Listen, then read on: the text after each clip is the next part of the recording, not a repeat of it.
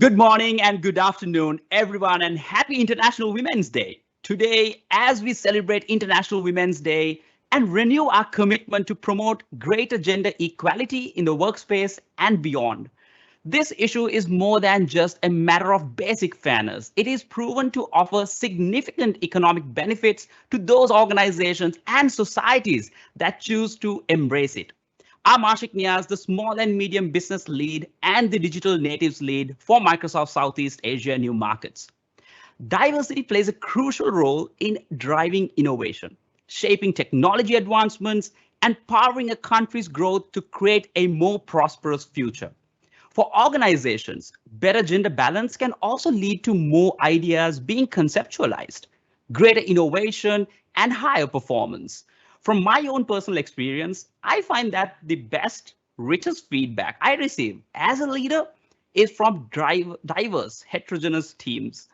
The link between gender diversity and performance is even more pronounced for technology companies, and that is why today I'm delighted to share that we have four amazing leaders from different parts of Southeast Asia new markets joining us to share their expertise, to explore the current structural barriers driving and underrepresentation of women entrepreneurs, and to learn from them on how entrepreneurship can help women achieve more.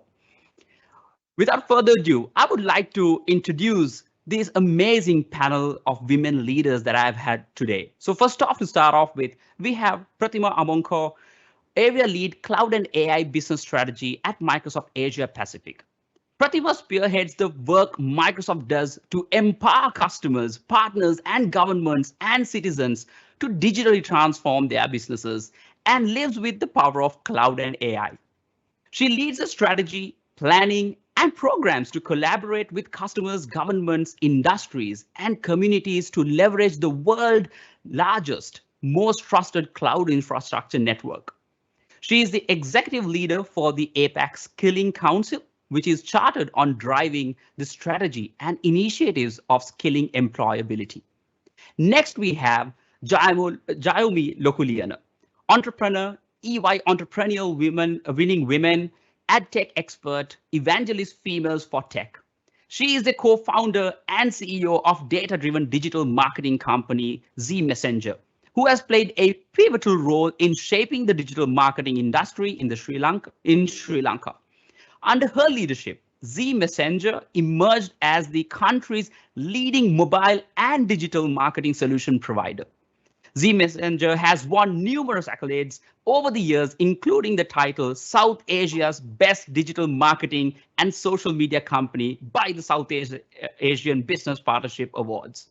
Jami served on the executive committees of Chartered Institute of Marketing. Jami has also been a lecturer for marketing and has lectured at several leading marketing schools. Next, we have L'Oreal Lyon, Managing Director at Bright Digital, Microsoft Marketing Development Partner. Loida is an entrepreneur from France, currently based out of Cambodia. She has 13 years of experience in sales and marketing of mobile platforms and online services with a proven track record of building ventures in emerging markets along revenue growth. She is multilingual and is a leading businesswoman in Cambodia with experience in building cross-functional, cross-cultural teams in a large matrix organizations and in startups. Without further ado, let me begin with first thanking you all for really participating in this forum. What a beautiful day to be bringing this momentum and to have you all with us today. So Pratima, I would like to address one question with you and maybe get some insights from you around this question. As we enhance on gender equality in the entrepreneur sector, what are the current structural barriers that drive the underrepresentation of women entrepreneurs in a country? Wow. Wow, what a brilliant question, Ashik. And firstly, I'm deeply honored to be part of this panel with such an illustrious group. Thank you so much for having me here. As you know, I also lead diversity and inclusion and allyship for Microsoft across of APAC. And in my core role, I work a lot with female founders and startups across APAC. And honestly, across the many years, I have witnessed, I think, the best and the worst in the ecosystem around startups with female founders. So your question is something that is really deep and really strong, and I think it's very pertinent for us to talk and try to just speak about so that more and more women entrepreneurs understand what they're facing on a day-to-day basis and how to overcome it if possible. Let me begin with the slightly more positive news. I think let's look at the good as we go forward. There are sweeping statistics that there are less women in entrepreneurial roles, and that's the truth. But I have to also say that the number of female-founded businesses is growing, is steadily growing. So, for example, the statistics show, Ashik, that the share of global startups with at least one female founding member has doubled between 2009 and 2019. So in this time period, there has been an increase of 10% of female-led startups during this time period. And also that there are, the reality is also unicorns, many more unicorns, which are female-led, reported worldwide, almost double of previous years, etc. So there has been some amount of growth, which is undeniable. But is it at the rate or what we need or what should be is another story completely. I think the biggest structural barrier that are faced by many of our female founders is the lack of VC funding, Ashik. There's an enormous gender gap in the venture capital funding in the United States, especially because the numbers are clearly well tracked there. Female entrepreneurs across the world, particularly in the US, receive only 2% of all venture funding, which is so, I mean, when you read that number, there's heartache, right? I mean, it's extraordinarily low. And I was going through some studies, Ashik, which I would love to just show, tell people here and share with you all. A recent HBR study showed that male-led startups raise 5 times more funding than female-led ones. And a few years ago, a very celebrated team did a study that gave a glimpse of why this is so.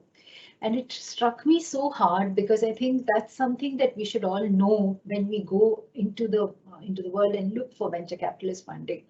When they analyzed video transcriptions of the Q&A sessions, and they looked at software program and manual coding and so on to be able to do that, we learned that venture capitalists pose different types of questions to male and female entrepreneurs.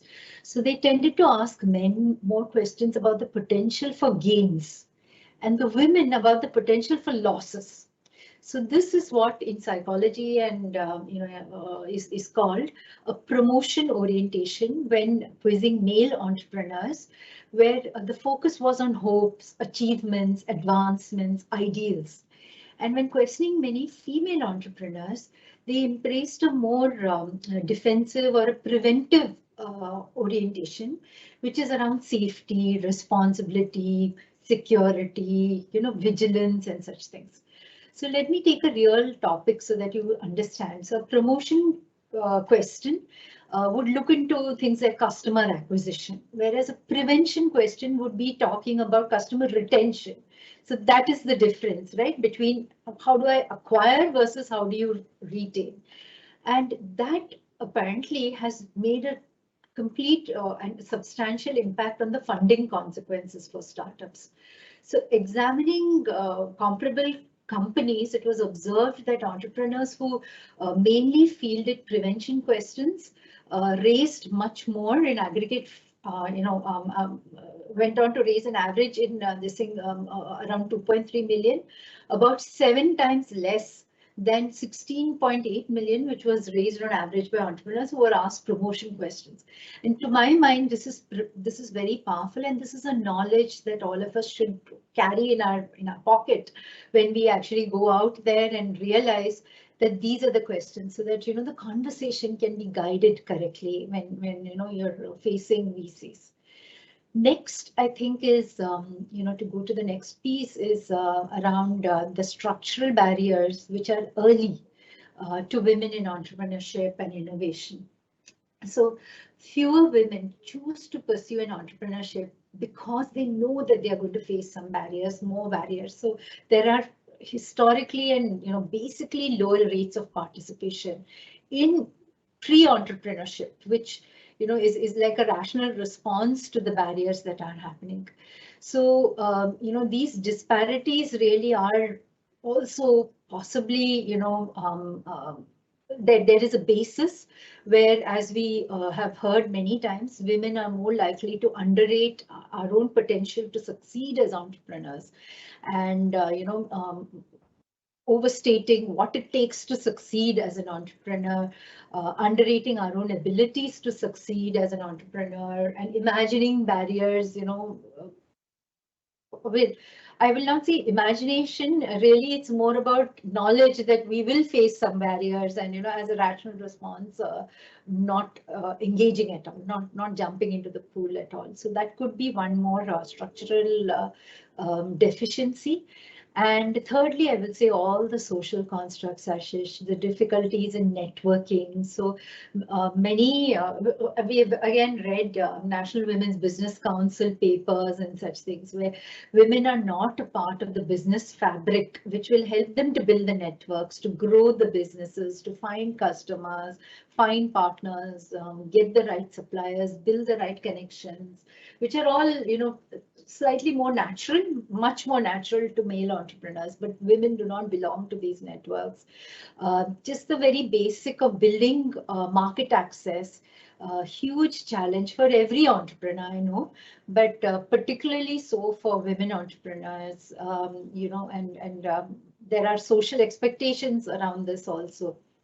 So I would say, difficulties in this networking and the lack of support. Again, many women entrepreneurs talk about how they don't have enough mentors and advisors to help them grow professionally. So I would bucket all of this into the social constructs of networking and support and the fabric that is required around entrepreneurs to move ahead. So in conclusion here, Ashik, I would like to just, conclude this particular point by saying that, look, I would suggest strongly for every women entrepreneur listening here, let's seek active and vocal sponsors, active mentors who could help build these networks, who could help get in touch with the right VC ecosystem.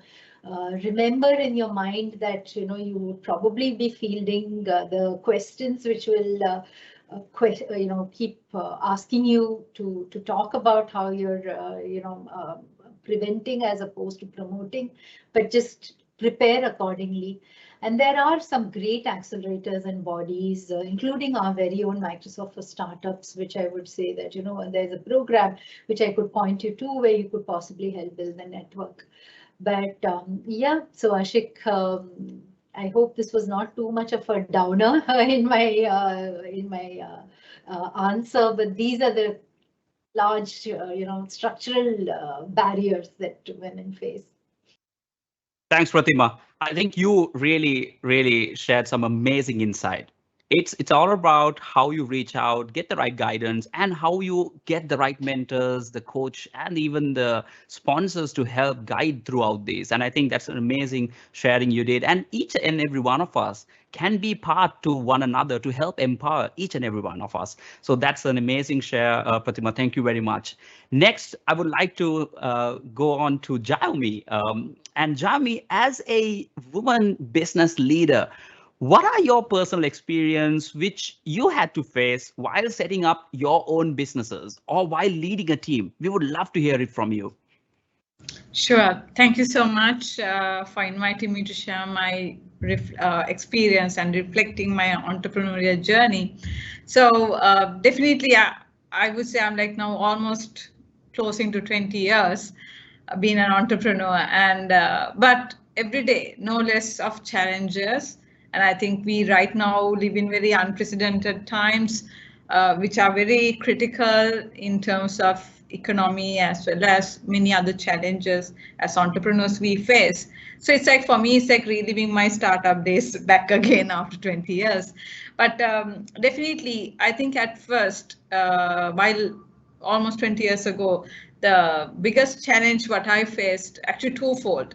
One, getting the acceptance from not the society, I would say, but rather from institutions where when it comes to funding that method, getting that whole credibility aspect established because it's a woman-run tech company or a technology infused advertising company. So that was one of the top challenges that I faced, as well as I think there was a whole in terms of your resources or your say your initial employees, even setting up the notion of working for a woman was something became a, I would say, at very short-lived challenge though, because once they realized they can actually thrive in an environment where more collaborative approach of leadership is given, the whole idea of working for the connotation was taken out.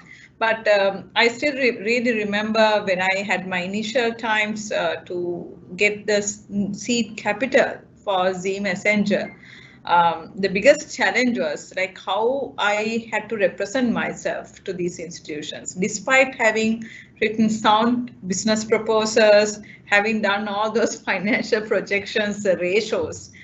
Still, I was not successful in convincing them to grant me a loan. One, of course, it probably the nature of the business because there was no trust in technology about 20 years back, not like now.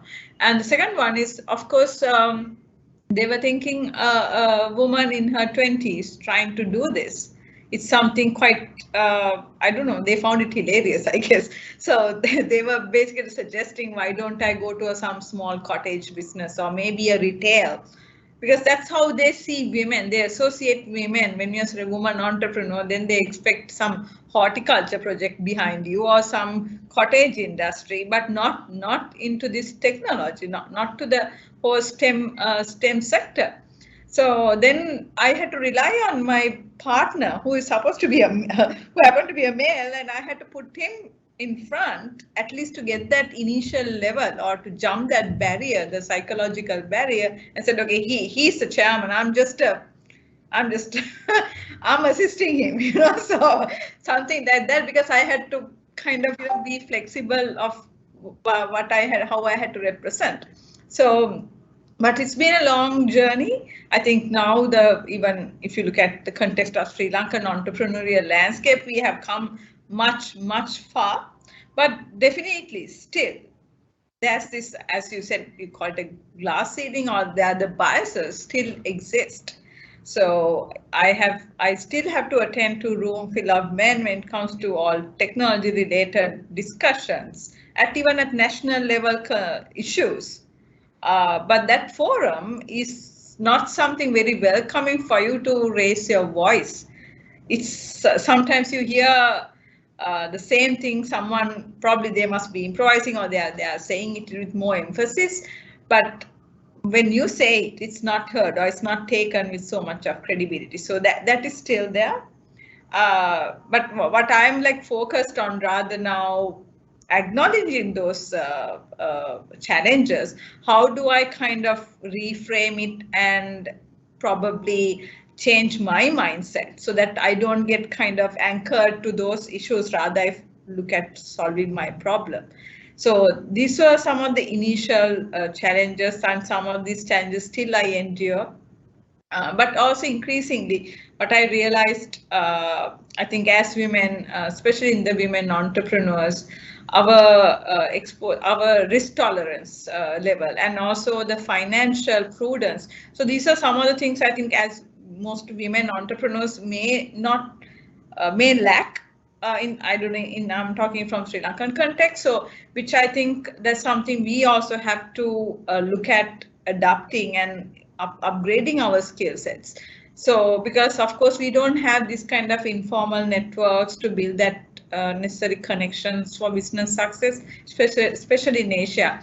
But you can definitely rely on someone who can. So that's how I think one reason the success of my company and for it to grow to this level, also my reliance on my male business partners too. So I need to give that acknowledgement to them. But it's like how smart you would address these challenges for me. That's how I would see it, but anyway, I think here, even in Zima Center, what I encourage is that diversity. I say, like, women bring definite diversity, and when you include them, the outcome will be more richer, and it will be a more pleasurable even work environment. So that I think I'm successfully managed to change the mindset of even my staff members. So I just walked out now from a International Women's Day celebration, and it seemed to be really working. And now I think the whole idea of having that female colleagues and working for a female boss, it's not an issue anymore. And I think they start preferring that because of that whole encouraging environment. And I think women are always like very good crisis managers. I think we manage crisis at home, and now even a context like this, I think this is where I think where we would definitely bring the strength to the corporate world and to the businesses as well. Thanks, Darby. I, for one, to be honest, I vouch for what you said. Crisis management, I don't know what I'll do without my wife and my daughter being at home, because really, it's really inspiring. And the sharing you just did, it's amazing. It's truly inspiring how you never gave up amidst society and the mindsets that try to stop you from overcoming your own barriers, and succeeding to break that bias and continue to champion diversity is amazing. And the quote I really want to emphasize on what you mentioned was, do not let challenges to anchor you from what you aim in doing, even the change that you want to anticipate. So thank you very much, Jeremy, for that lovely message. Next, I would like to head on to Lorida. So Lorida, there's one question for you. Many women in Southeast Asia are bound with culture and household responsibilities, which might hinder them from exploring opportunities in the corporate world. How can we guide and encourage them towards a better work-life balance around this? The better work-life balance. Wow, it's something I'm still struggling. So I'm not a big role model, I have to say, on this. But what I can talk about is as well, how do we encourage diversity in the workplace? As you know, we in Cambodia are in an environment which has quite a dichotomy, because in Cambodia we have a small office which is very much entrepreneurial in an emerging market, and at the same time we are dealing with Microsoft, which is one of the top multinational in the world. So we have like this big multinational at one end of the spectrum, and this very entrepreneurial office in Cambodia. So just for me as well to clarify, is your question more about the work-life balance, or how do we set up initiatives to have more women in the workplace? Yeah, so Loretta, there are actually two questions, pardon me on that, because I wanted to reflect back more in towards the tech companies that can adapt. So let me rephrase that question. It was actually my fault on that. Please pardon me. Don't worry. So the question is more around, what are the key actions that tech companies can adapt to increase the representation of women in the workforce, and how truly it can be inspiring how you never gave up amidst this society and mindset, kind of the cultural barriers around this workforce. So if you could just help us understand how tech companies can adapt to increase the representation of women in the workforce, I think that will help us to reflect back onto that point. Yes. Okay, so I will take it from my lens as a small entrepreneur in Cambodia, because this is the part that I know the best. So first, I would, I think we would have to ask the leader. I would take a top to bottom approach actually to this, is as well as a leader, as an entrepreneur. It would be, it sounds a bit shocking, but actually why? Why would we need more women in the tech sector, and actually in my company? And this needs to be, we really need to have this conversation, because it's not just about, you know, the moral values and everything. It needs to be very inhabited, even as a woman. But why? Actually, why? So 2 years ago, BCG did a study of encompassing like 10,000 of enterprise over the US, and they just studied that in all the enterprise, the small enterprise, the startups that had at least 3 women out of 20 managers or 20 employees, there was a staggering figure that was that those companies had around 40% more growth over the 3 years coming from innovative products. So, like, of course, you can look at any studies, any research, but they are all converging to a very strong KPI. So, like I said, besides the moral, besides your own value, your own belief and everything, like what the leaders need to understand, it's good for their business. I mean, just bottom line. And this needs to be actually very much discussed about, so there is knowledge, and actually all the decision is inhabited. So as well as an entrepreneur, I would have, one of the first mistake I did was that I didn't really value the HR function.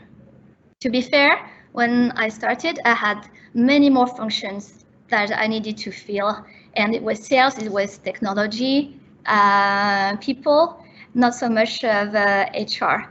And I think if I had one advice to give to most entrepreneurs, especially the ones who are like micro enterprise of 5 people or up to 10, who think we're not big enough to justify an HR function, just go and get a HR consultant just for it. I will tell you some concrete example. So for instance, in our enterprise, we want to avoid some jobs to be gender determined. For instance, for the public sector, you know, we have to have a government liaison with the public sector, and you know, with what we discussed, I was advised that, oh, Lorida, you should get a man for this job, because when it comes to government, you know, all the important talk, all the deals are done during social events, usually at massage place, saunas, or karaoke. Do you really want to put a young woman in this position? You know, in these things. Adversely, you know, we're setting up the customer service team, the call centers, and same. Oh, Rhoda, you want to have a young woman, very cute, very polite, that will have a very good rapport with customers who don't necessarily want to engage on those calls. So, and this was something like I wanted to look at first as a businesswoman as well. Like, of course, I want to put whoever would fit the role and to be successful and not to set them for failure. But I was confronted very early on in this culture to jobs that were gender determined, gender biased. And that's why it was very good as well to work with a HR consultant. And guess what? I was the first actually government liaison in my company, because that started as employee number 1, right? So yes, I wouldn't have mixed very well in those massage places or saunas with the people from the government. But guess what? I'm a foodie. I know all the nice places where to have food and good conversation. I suck at golf, but I really enjoy the walking. So there are ways, there are ways to do this. But even though I did it and I found like, this is not gender determined, that's true that I needed the help as well of the HR consultant to frame as well the work and the scope of work so that it doesn't deter women from applying, and as well that it could be as efficient but in a different way. And for instance, as well for the customer service role, was the impact about someone being actually very polite and respectful, or was it really the gender? So of course we know the answer to that, but it is the first thing that I was confronted to, and actually I took really lots of satisfaction in reversing the stereotypes, right? So having a lady taking care of the government liaison and dealing with lots of, men and everything, and having a person defining as what stereotype working on a customer service. As well, there was as well the HR consultant helped me concretely to work on programs for the women, for instance, that especially in an enterprise where you have to go very fast, where it's really hard to make a pause. There was as well this question about maternity leave, and the impact of it on a small structure.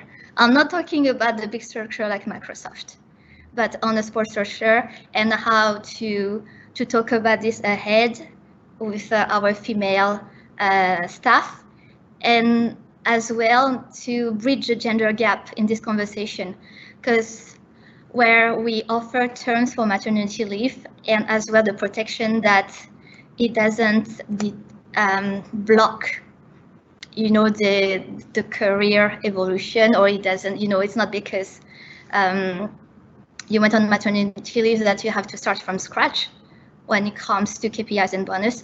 We had to do the same as well for the fathers. And although this is not really in the social policy of Cambodia, this is something as well that was important to us, because in this gender gap conversation, the look for diversity, we don't want to ostracize as well men. So I had as well male employees who took advantage of this paternity leave and enabling as well their wife on the other side to be champion in the workplace. As well,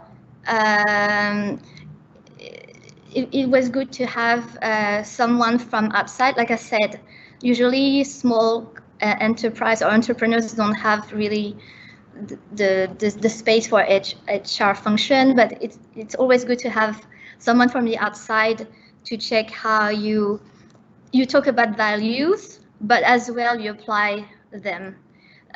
Like for instance, I have an assistant who is not the one who would spend the most time at the office, but she arrives earlier than all of us and she finishes at 5. But believe me, when she goes to the printer, she doesn't walk, she runs, right? So it's all about efficacy. So as well to have a third party who is very mindful of all this, incentive, KPIs, gender gaps has been very useful. Even though I picture myself as someone who is very sensitive to these issues and concerns, we can always do better. So it's one of the things that I think enabled me to install a good workplace and actually to walk the talk. And as well, I would say, so this is what I implemented inside the company. But of course, outside, there is a whole corporate social responsibility. As an entrepreneur, again, with a small structure, we don't have the breadth and all the choses, so we have to be very targeted and very very selective of what we do. So we tend to choose very small, like targeted in the mentoring section, for instance. We are backing up some schools that actually are too small or too disparate to get some funding from Microsoft, but with actually a high focus on diversity, not just about having more girls, but having people from minorities, people with handicap issues, and mentoring them. And so my advice as well has been that we chose very collaboratively to corporate social responsibility action we could do in the space of diversity, and we treated it as a project. And this project and this time was counted as well in the KPIs of our employees. So all these things that are inside and outside the organization, it's something that maybe as an entrepreneur we feel like it's not we need to go fast, we need to focus on the business and everything. I agree with this. And Ashik, we have to spend so much time to run after numbers, right? But that's all. But there is no excuse, because you could hire someone to alleviate this and to help you on those issues. And the last one that I will talk about on how I worked on maybe contributing a little bit to having more women in the workplace is as well to put this role model part as well as part of my KPIs. Again, maybe this is not something that we spend so much time with, but it needs to be part of the KPI, because of course it has such impact for women, or I don't know, someone from the minority, or some people with physical handicap too, or mental handicap, because actually those you cannot see, but there is. To have people in the leadership position who look and sound like you. So it's just a tremendous impact. And so I have to make a conscious choice of being more in your face in a country where it's not especially my liking, and I have to get better at this. So because we need to propagate the virtuous circle. So sometimes it's just incredible how just one event like this one, where we have the reach, where we just show our face, has more impact than maybe something where we actually spend so much time in. So it's a balance. So yes, in a nutshell, that's a little bit of what I've implemented at my own level. Thanks, Lorida. Thank you for really sharing and your own learnings and experience you went through. It's amazing how you have kept your ground and always defined and succeeded around that example of HR functions, not only looking at women, but also equally looking at everyone, diversity at its best, and inclusivity. Thank you very much, Lorida, for really sharing that experience with everyone today. Just a kind reminder. Sorry, I forgot as well to mention now. There is something as well that we did. I don't know if it's very, how do you say, acceptable like a terms, but we had as well something that we called a wildcard, where we would take a profile that has nothing to do with the tech background. And for instance, we had a person that we hired as an intern who wanted to be a monk, and then decided to go back. And those kind of wild cards, actually, as a business person, we cannot take too much risk, but we can take calculated risk. So we put that in place again, some short-term projects where we could see how those people with a totally different background could evaluate, and sometimes it would not take them at bright because they didn't meet what we were looking for. but we could at least recommend them to other companies that we know because we saw what they demonstrated. So it's not a waste of time in that sense, because as well in our jobs, I'm sure Pratima as well would agree, we meet so many companies and they're always asking us as well to recommend people. And you know, like I'd rather, if I don't have anyone or I don't know anyone by experience, I would prefer not to recommend. But this as well, I think is something that I would love some other fellow entrepreneurs in other sectors as well to come and to recommend as well those kind of original profiles, especially in our markets where, you know, there is some lack of exposition as well to the tech industry sometimes. So anyway, that was all I wanted to talk about on our experience in Cambodia. Thanks, Loretta. Really, really inspiring. And thank you for sharing that message as well. I'm sure many of the audience in the community, including myself, will learn a lot around it. Before we just head on to the final question, I just want to again thank the audience and everyone who's participating. And it would be really nice to get to hear your thoughts, your comments, your questions, wherever it's possible. Please, the Q&A chat box is live for you, and we can direct it for a few of the speakers if we have time, and it'll be amazing to hear from you all. So we have the final question for the panelists. So let me start off with Pratima and then move on to Jaime and then finally Loretta. So the question is, finally, what is that one key message that you all would love to share with us today? So Pratima. Thanks again, and I've just been listening, mesmerized to my fellow panelists, and superb learning. Thank you for being so inspiring. And the message that I'd like to give is, you know, there is a quote which I personally find very meaningful and very inspiring, which I think is a good quote which you can keep in your mind when we go forward. Is that do not consent to creep when you can soar. This is a quote from Helen Keller, whom I'm sure all of you know and heard about.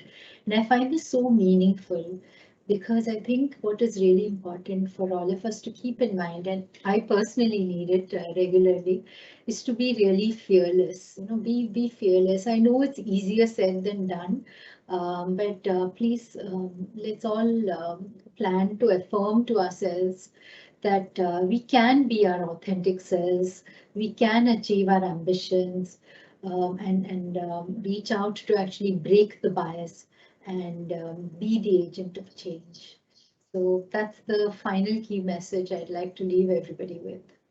Thanks, Pratima. Jaime, if you could have your message, what is that one key message that you would love to share with us? Yeah, everyone asked me what's the main reason for entrepreneurial success, and for me it's always been one word answer. It's always, for me, it's the resilience. I think this is a time where we have taken a big blow from pandemic to followed economic crisis. I think this is the time, I think as women, I know we are built for resilience, but also it's the time that we kind of develop our resilience muscle. So it's really important to understand, I think, in this context of time, I have like a little saying, it's like to understand the problems that which you can't change, and also problems that which you can actually intervene and make a difference. So accepting what cannot be changed is one. So accept is one. Second one, when you can change, it's like how do you kind of find alter the problems or providing alternative solutions is the second. The third one, when none of those two works, is basically looking at it from a third perspective. Basically, you are shifting your frame, repurposing the whole framework of looking at it. So it's a kind of requires a mindset change. So I think this is the time that most of entrepreneurs are requiring a mindset change. So that's why I think even right now, just adding a bit of my experience in this current context, everyone is asking how are you surviving? So it's a survival where I looked at for me, this whole, actually our country is going through a kind of, not kind actually, a large forex crisis. We have issues. So in that context, that actually made me to pivot to look at aggressively to the foreign market entries, establish my businesses so that I would manage my risk. So this actually, rather than focusing on the problem of economic crisis in your own country, because you accept that's something which you can't directly impact or change, then how do you look at, you kind of reframe it and seeing that problem as opportunity. So I saw that problem as an opportunity to start something in a different marketplaces, creating my access. So this is the kind of message I want to also give.